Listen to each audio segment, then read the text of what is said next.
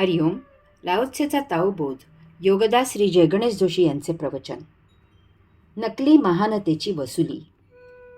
Laozi पुढे सांगतो की महान चरित्र अपुरे असल्यासारखे वाटते. भारदस्त चरित्र दुबळे असल्यासारखे वाटते.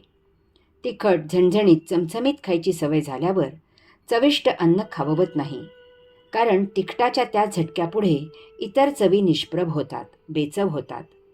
कामना वासना उद्दीपित झाली की बाकी सारे व्यर्थ होते, नको होते, त्रासदायक होते.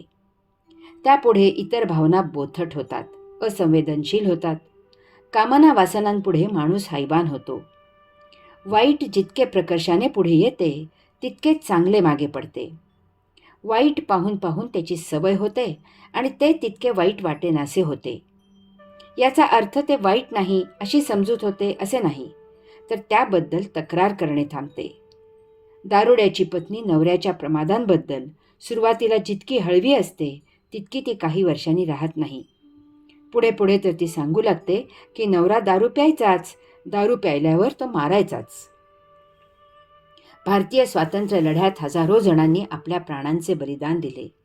आज त्यांचा जराही ठावठिकाणा कोणालाही माहीत नाही. त्यांचे कुटुंबीयही कोणाला माहीत नाहीत. ते इतिहासाला ज्ञातही नाहीत. काळाच्या ओघात ते नामशेष झाले.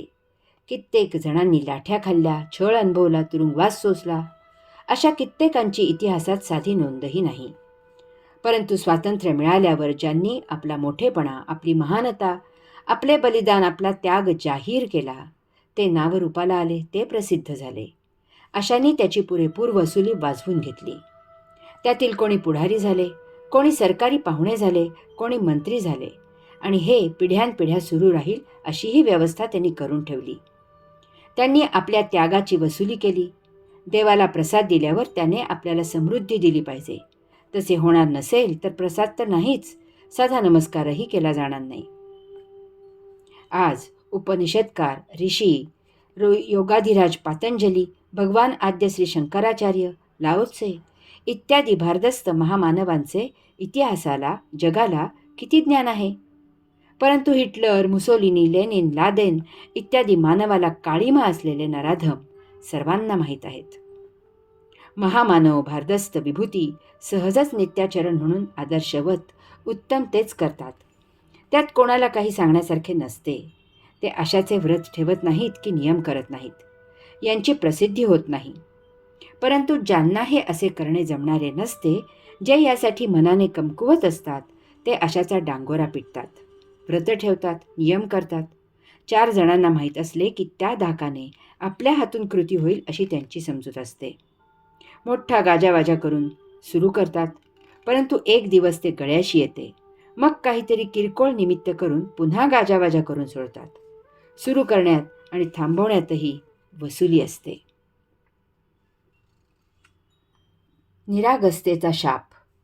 लाओत्से सांगतो की निर्लेप, यथार्थता दूषित असल्यासारखी वाटते. एकेकाळी मुलाचा गुण म्हणून सांगितला जात असे की बाळू आपला कोणाच्या अध्यात्म मध्यात. आपला आपण अभ्यास करतो, आपला आपण खेळतो, कधी विरंगुळा म्हणून इतर पुस्तके वाचतो. कसा छान गुणी आहे हो बाळू.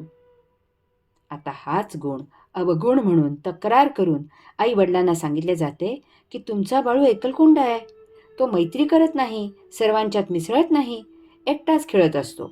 त्याला जरा बोलता करा, तो धीट व्हायला हवा. नुसता अभ्यासात हुशार असून पुरे होणार नाही. आता जमाना बदललाय. अंगात रग असावी लागते.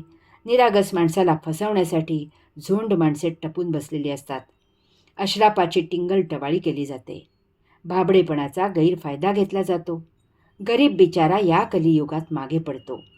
या कलियुगाचा व्यवहार समजला पाहिजे. येथे सतत वादळ घोंगावत असते.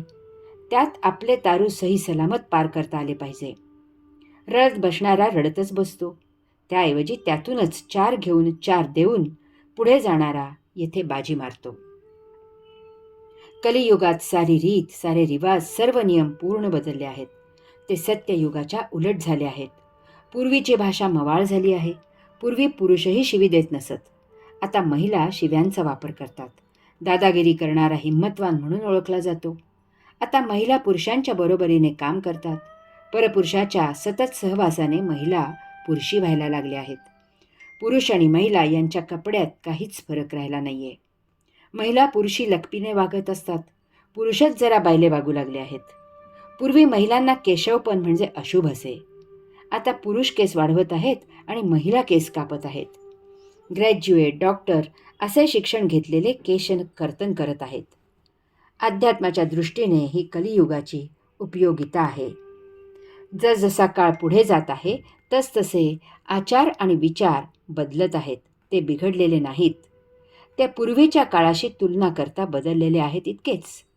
आपण म्हणू शकतो ती त्या बदलत्या काळाची गरज आहे. त्याप्रमाणे जीवन जगावे.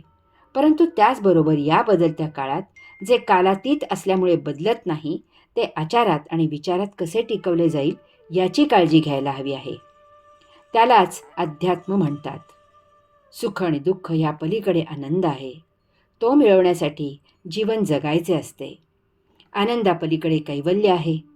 ते प्राप्त करणे हा मानवी जीवनाचा उद्देश साध्य झाला पाहिजे. कैवल्याच्या पलीकडे परमात्मा आहे. तो आपण आहोत हा साक्षात्कार झाला पाहिजे. यात जीवन जगले पाहिजे. मग ते बदलत्या काळानुसार जगले म्हणून काही बिघडत नाही. हरि ओम.